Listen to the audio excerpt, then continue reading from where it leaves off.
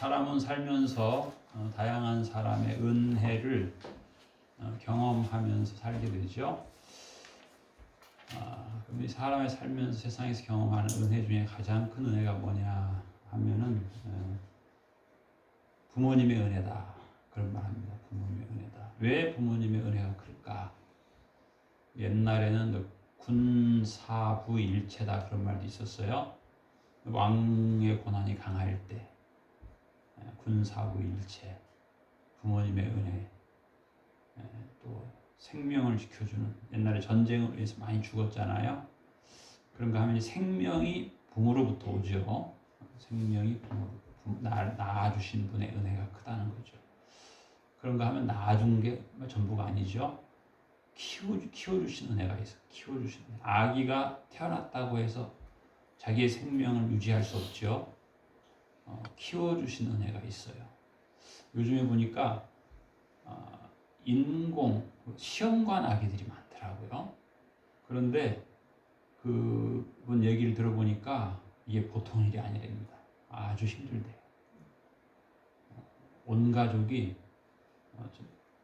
옛날에 저는 3년 전에 제가 부목사로 있을 때 그 교회 집사님 한 분이 이제 신방 가서 물어봤더니 왜 교회 나오게 됐냐 그랬더니 아기를 못 낳아서 나왔다 하더라고요. 그런데 시험관 아기를 오랫동안 했다는 거예요. 근데 안 됐다는 거예요. 어찌됐든 제가 신방을 하고 기도하고 났는데 얼마 바로 임신이 됐어요.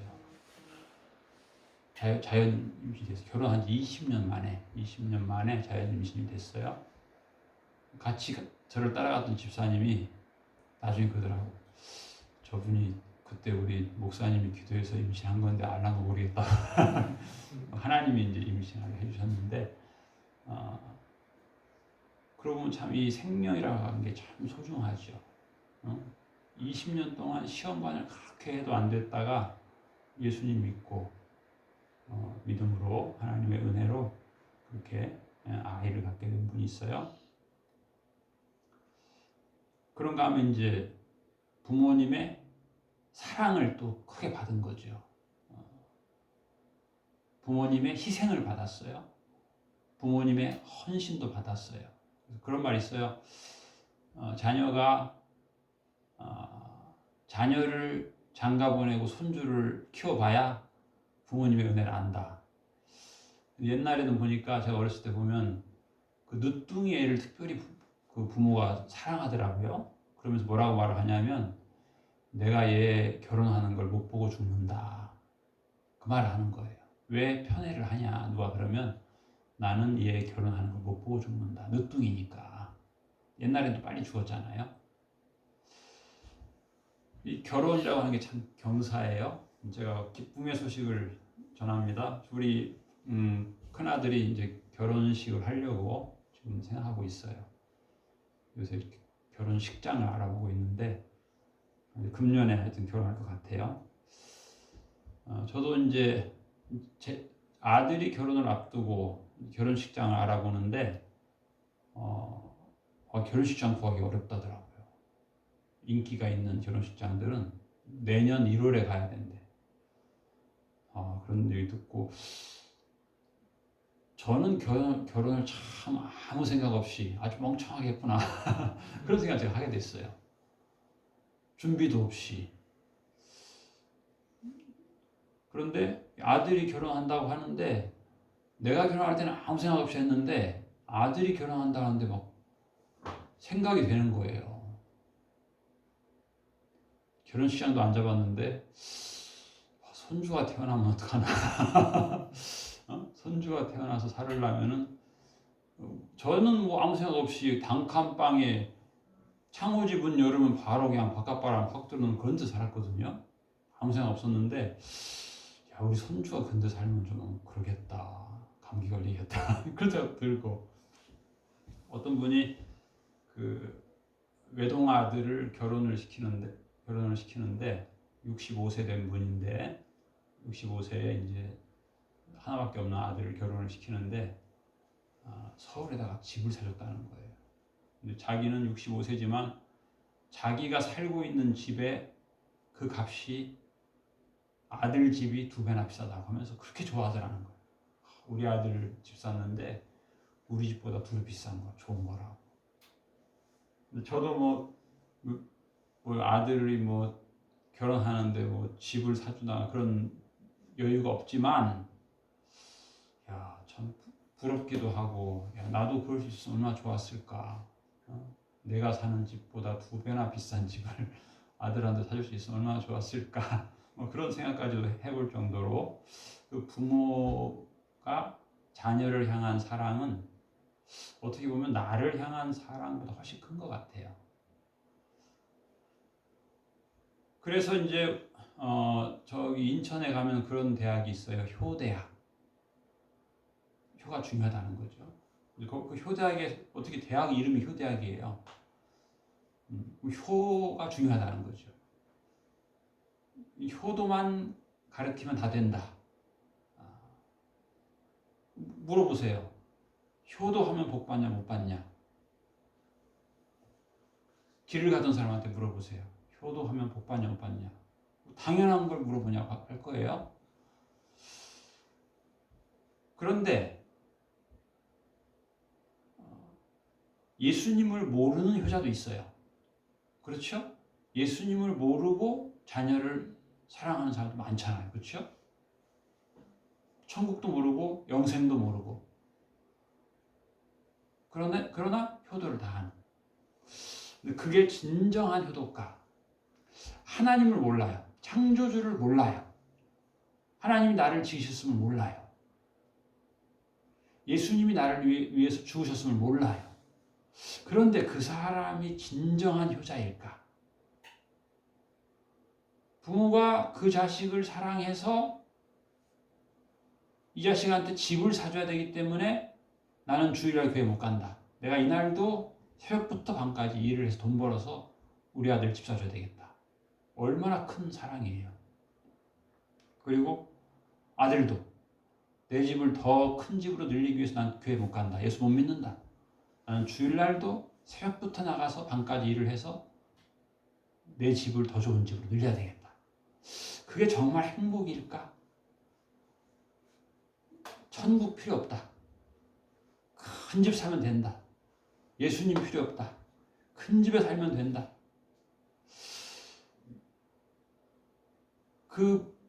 그게 진정한 생명일까? 그게 진정한 행복일까? 하나님의 은혜를 모른다. 창조주의 은혜를 모른다.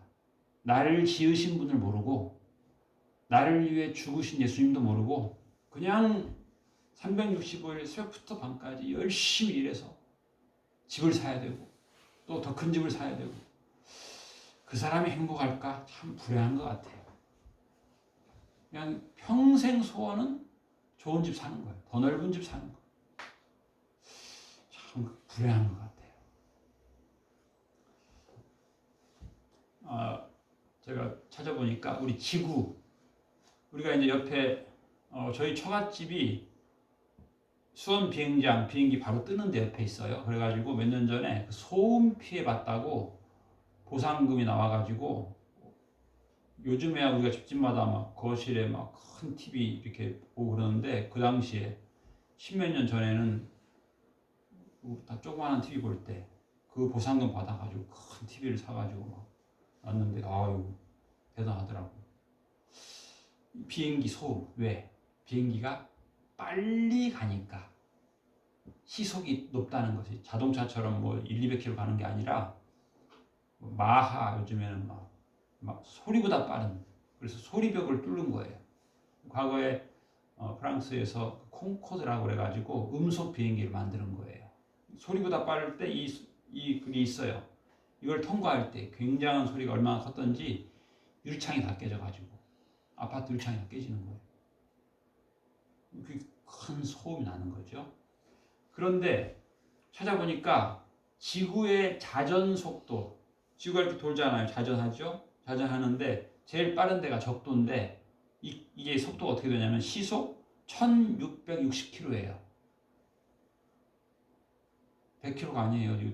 자동차. 제가 자전거를 타고 매미산에 올라갔다가 자전거 타고 내려오는데 이야, 무섭더라고. 속도가 그렇게 빠른 게 아니에요. 근데 길이 너무 빤딱하게 하지 않고 이렇게 굽으니까 시속 30km로 나오는데도 막 엄청 무서운 거예요. 이게 급격해. 무서워 30km. 근데 이게 지구 자전이 시속 1660km. 굉장히 빠른 겁니다. 이 소리가 굉장히 크답니다, 사실은. 그리고 공전. 지구가 이제 태양을 주위를 도는 공전 속도가 1800km. 이 소리도 굉장히 크대요. 그런데 하나님이 사람으로 하여금 그걸 들으면 그냥 시끄러워서 못 자는 거죠. 자전 소리를 들으면, 공전 소리를 들으면. 근데 하나님이 그걸 안 들리게 하는 거예요. 사람이 듣는 이 음파 소리 대역이 있는 거예요. 정해준 거예요. 어떤 분이 쥐가 자꾸 돌아와서 그 음파 해충 퇴치기라고 하는 게 있어가지고 그것을 사서 설치를 했대요. 그랬더니 쥐가 천장에서 그렇게 시끄럽게 하더니 쥐가 가더라는 거예요. 그런데 한 마리가 안 가더라는 거예요. 봤더니 늙은 쥐들이에요. 늙은 쥐가 가는 귀가 먹어가지고 그 음파가 귀에 거슬려서 가야 되는데 다 도망가는데 안 가고 있다가 옆집 고양이가 잡아먹었대요. 이게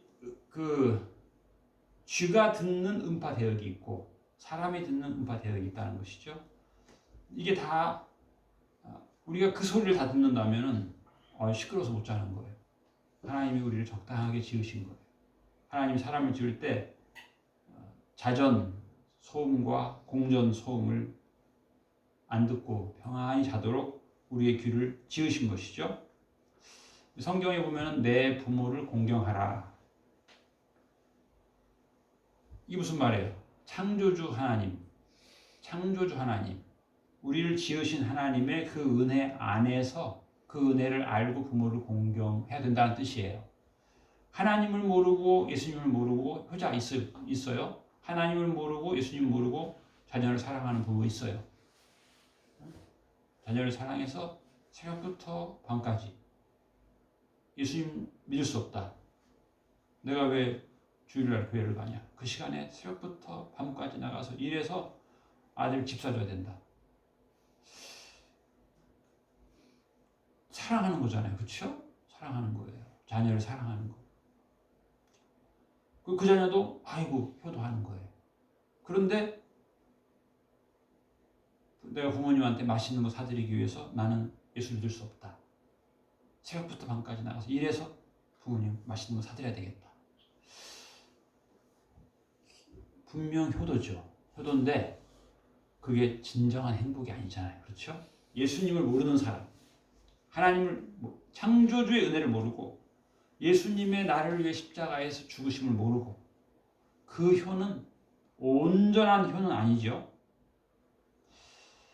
최근에 제가 자세히 보지는 못했는데 그 김용옥 교수라고 하는 분, 도올 김용옥 교수라고 하는 분이 자기가 대선 후보, 야당, 여당 대선 후보를 점을 쳤대요. 자기가 점을 쳐가지고 누가 살아남겠냐.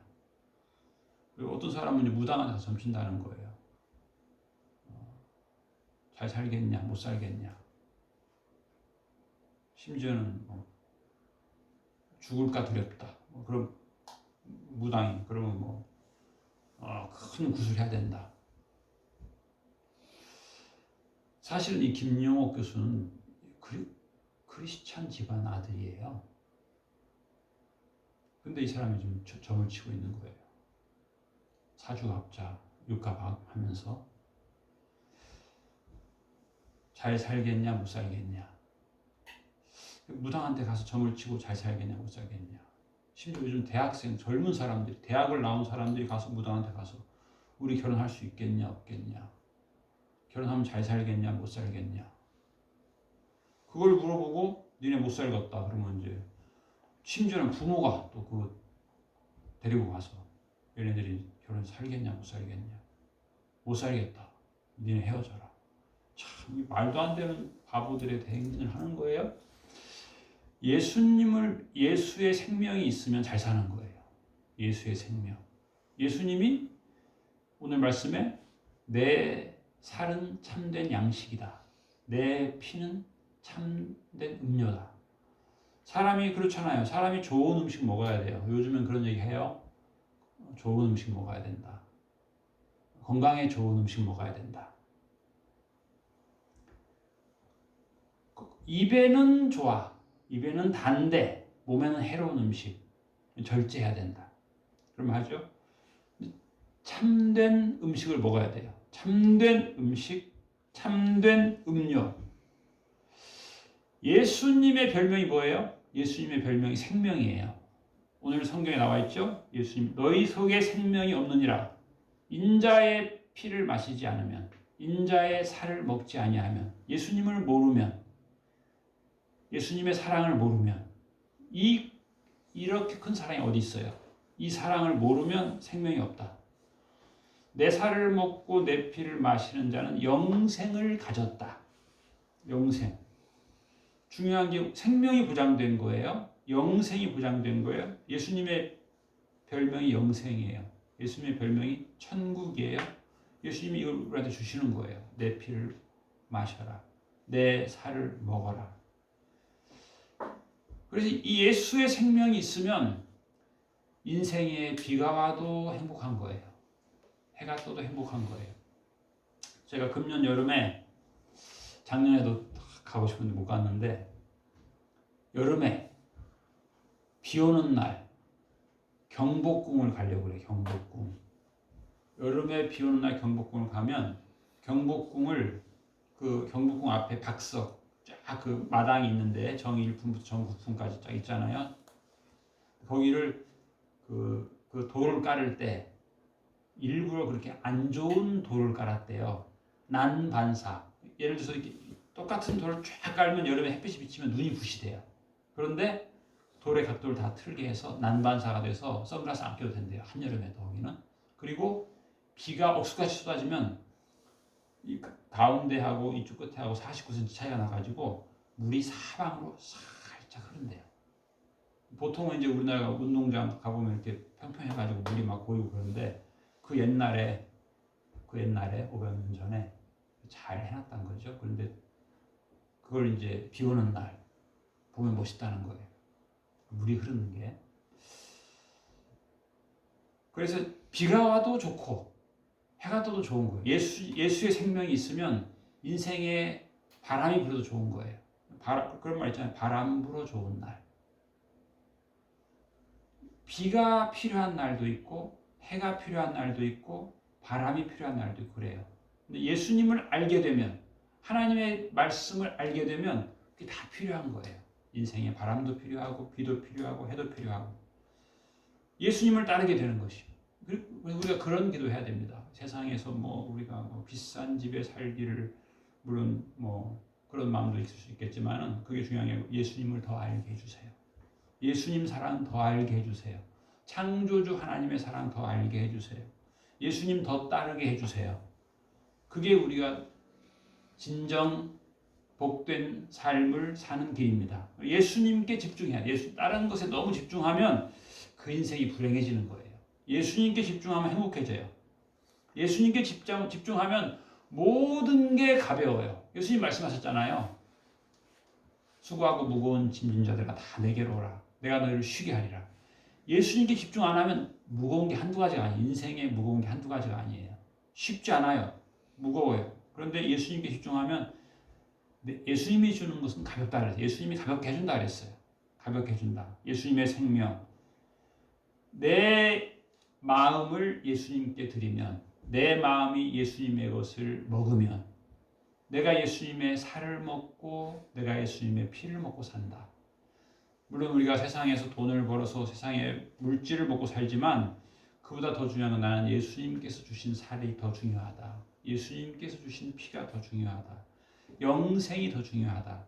천국이 더 중요하다. 그럴 때 우리 인생은 참 가벼운 인생이 됩니다.